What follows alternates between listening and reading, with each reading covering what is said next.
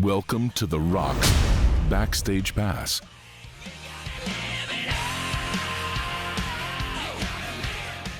With thanks to our good friends at the Hard Rock Cafe. Camilla, take it away. So we're here with The Rock with the legendary Scott Gorham. Thank you so much for coming. My pleasure, absolutely. Fantastic. It was the 40th anniversary of the Black Rose this year. Mm-hmm. What was it like playing the anniversary shows? It was actually very cool. What we did is we started with the very first song of the album, right to the last song of the album of Black Rose. The strangest thing was playing the songs that never, ever got played live. So you had to sit at home and furiously learn the songs that you had recorded 40 years ago, right? And after we got done with all of them, we only did 4.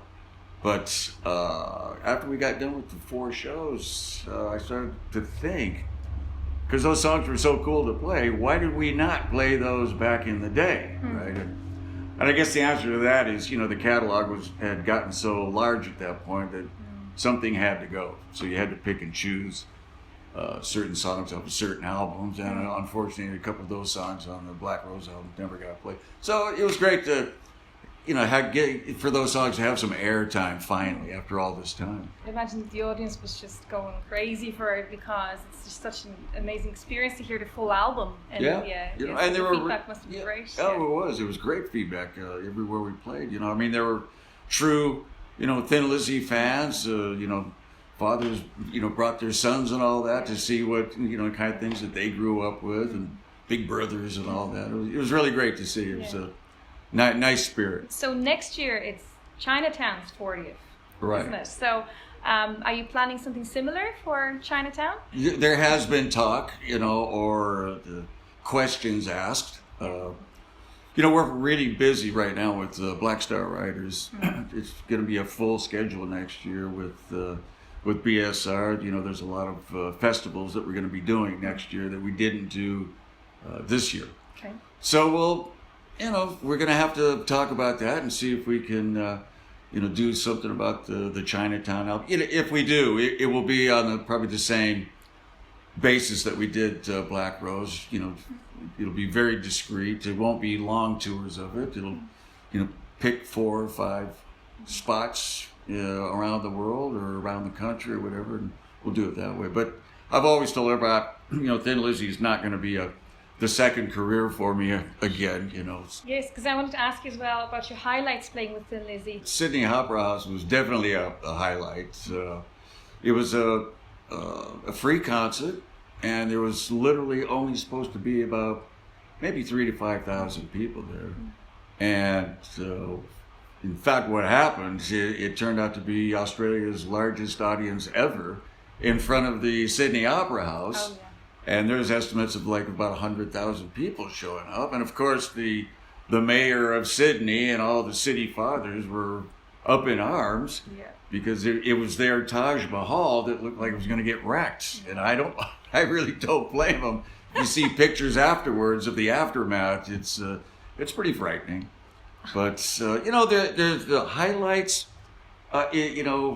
It's really tough to pick out specific things. I mean, there's sort of eras. When we did the Queen tour, which was huge for us. Yeah. It got a lot of people in America knowing better who we were. I guess also probably doing the Live and Dangerous album. It was a period. It was an album that we figured we had to do to let everybody know just what Thin Lizzy was all about. And I know it's a well-trodden story, but we just couldn't seem to deliver that live energy onto vinyl. So this was our way of showing the world this is what Thin Lizzy is actually all about. Right? You get so many people say, wow, why didn't you bust it wide open in America, right? Mm-hmm. And I always had the theory was because most bands. Successful bands, they have a formula, and they kind of stick with the formula because they know that their audience, their fan base, likes that sound, so they kind of cater to that. Where us, on the other hand, we didn't do that. You know, a lot of it was because of maybe different guitar lineups and all that, but really, we never really thought we had a system. You know, if somebody wrote, one of us wrote a song, Phil, myself, anybody else, the song just came out the way it came out, and that's how it sounded, rather than trying to cater to a certain genre of music or what people expected of us, right? And I always thought, well, maybe that was part of the problem, because we didn't give the Americans, you know, the same thing over and over again. But I've since I've said that theory to a few people, and they go, no, that's why we like you, because it wasn't the same every time. So that just kind of blew my theory right out the back door there. So we have asked the rock fans to come up with question as well that they'd like to know. So we would all love to know, you're probably thinking what I'm thinking now, about the Rock and Roll Hall of Fame, the long overdue nomination now. How does it feel? Well, it's kind of funny, because over the last few years, as a matter of fact, you know, you can imagine the amount of interviews that I do, and I get that question all the time. So, hey Scott, what do you think about the Rock and Roll Hall of Fame? And I just kind of mumbled something and changed the subject really quickly, you know, because I don't know what to, you know, I don't even know how you get in it, who votes for you, what the process is, right? But now that, you know, the band has been nominated, it's pretty amazing, really. And for me, the thrill of it for me is to know that people are going to actually remember my friend Phil for all that he, you know, did in the music business, and for what he did for Ireland, just what he meant to, you know, all these people out there. So for me, that is the greatest part of it. That, you know, if that's a big if in there, if we get in, you know, he'll be up there and remembered even more so. Do you think that it leans towards perhaps all the guys getting back together and playing a show together? Obviously, some people aren't with us any longer. Some people don't even play music any longer. So, you know, there will be a thought process that goes along with that. So I don't really have an answer for that right now. Excuse me, this whole thing is pretty fresh. It's just kind of gone down. So I'm just really happy with the being recognized with the, you know, the nomination.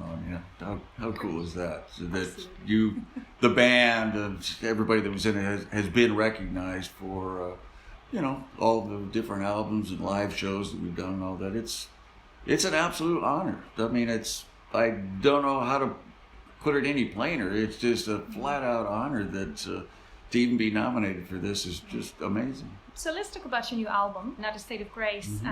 What was the meaning behind the album? Well, you're talking about Why Do You Love Your Guns? Right? Yeah. And that really came about. We had flown over to Miami to do one of the big rock cruises. And on the day that we landed, there was that terrible school mass shooting. Okay. And really, you walked into and it only happened a few miles away from where we were staying in the hotel. But both Ricky and I felt that the depression with all the people in the reception area, right, was terrible. You know, everybody was shocked that this could happen, and so close to it. And it's a real different feeling when you're there in that area, in any area where these mass shootings happen. It's a real psychological minefield that you're going through, right? And Ricky and I, we talked about it on several occasions after, you know, we got back, you know, back at the tour bus. You end up rambling away, and that was kind of a big subject, you know, of why do, you know, the Americans feel that they have to be so tooled up all the time, you know? And you see it in so many American movies of people getting shot dead left, right, and center, right? And it's almost like Hollywood is mimicking real life. So it was a subject that really hit home with Ricky. He grew up in Belfast and during the Troubles in the 70s, so he kind of lived through all of that kind of thing. So it's a subject that's pretty close to his heart, and that he knows pretty well, the feeling and all that. So I was right behind him when I read the lyrics. I said, absolutely, we got to record this song. But the other side of it, we're not this really political band either. It's not. We don't want to shove our things down anybody's throat. If you listen to the song and you get something out of it, then great. It's one of those things you just wanted to get off your chest. You felt really strong about. So what's next for you as Black Star Riders? Because you're touring, can you tell us something more? What you're planning for this next year? Well, I think I mentioned before, we didn't do really any of the festivals this year. It's like a 2-year cycle that all the bands go on. So next year it will be our festival cycle. So I've already heard about some of the festivals that we're on. They're like biggest in the world kind of thing, which is going to be great. We love doing the festivals. It's always a great atmosphere at these meetings. It's a real chance to meet up with your other friends and the other bands and all that, who you never really get to see until really you all meet up at the festival. So that's always fun. Well, hopefully also they're working on a tour of America. In what way, shape, and form, we're not sure yet. But that will be a priority, is to getting over to America, because apparently there's a lot of interest in the band with this album. Maybe not so much the last 3, but with this album kind of hit home a little bit in America. So that's a big yeah. So so festivals in America, probably Japan. A lot of flying is what I'm getting at. A lot of air miles involved. Yes, yeah. Brilliant. Well, I think that's really it for our interview today. Okay. So thank you so much. Right. Anytime for the rock.